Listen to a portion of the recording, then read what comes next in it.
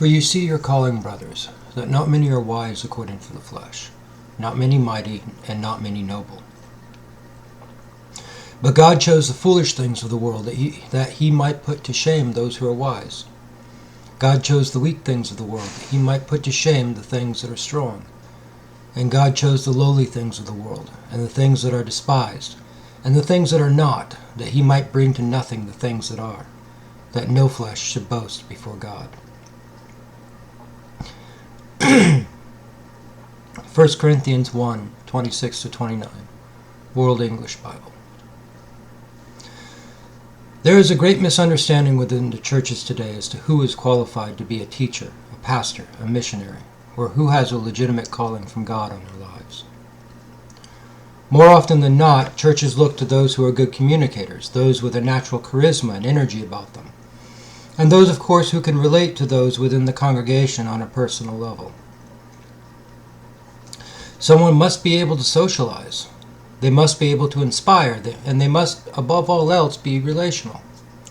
Churches look for all of these natural qualities in their leadership and disregard those who do not display them.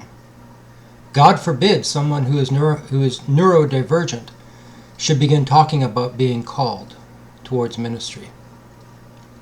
The prevailing thinking within churches, denominations, and parachurch organizations is that God would not, or even cannot, call someone with a social or psychological disability, someone who is neurologically atypical to pastoral or clerical ministry. How could someone, for example, with Autism Spectrum Disorder or Attention Deficit Hyperactivity Disorder even begin to fulfill such a role? This is a gross misunderstanding and misconception, both of what it actually means to be a Christian and a disciple, and of how God works. God most certainly can and does do so.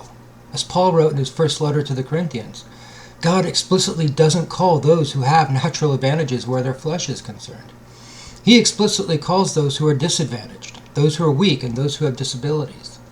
There are some clues about Paul himself that he might have been neurodivergent, though of course at the time they wouldn't have known what that was. Why does he do this? Because the disability offers both a disadvantage and an advantage. It is a disadvantage in that the person cannot function normally in such situations, becomes overwhelmed all too easily, is awkward, and has trouble relating to those to whom he is ministering.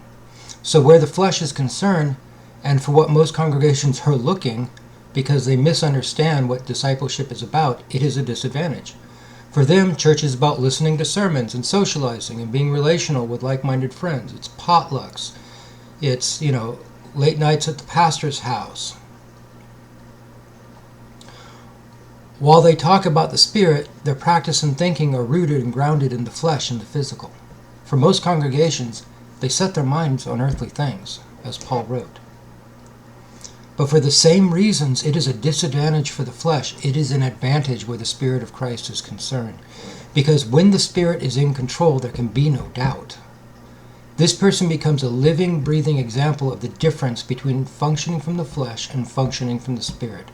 Because when he is functioning from the Spirit of Christ, he all of a sudden appears normal, functional, social, capable of teaching and preaching, and capable of mirroring others' emotions and feelings when, by all rights, such things should be impossible.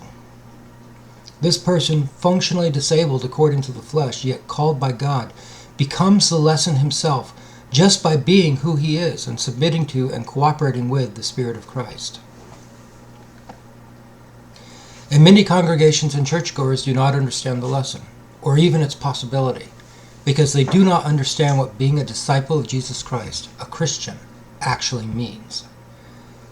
They make a great pretense about being imputed with the righteousness of Christ for salvation, but don't understand that it is not a pretend righteousness or right state of being, but his actual right state of being, which assumes control of the behavior of the person who submits to and cooperates with the Spirit of Christ. It is not a mere facade that fools God into letting them into heaven, but it is the power and presence of Jesus Christ himself that manifests within this person, who voluntarily cedes control of his words and actions to him. With this understanding, the person with ASD or ADHD or any other neurodivergence who learns and disciplines himself to disengage from his own malfunctioning behavioral responses and engage with the Spirit of Christ, so that he becomes the source of behavior, becomes God's living, explicit, and undeniable object lesson of what it means to be a disciple, a Christian, in the original, most genuine sense, that is, a person who manifests Jesus Christ.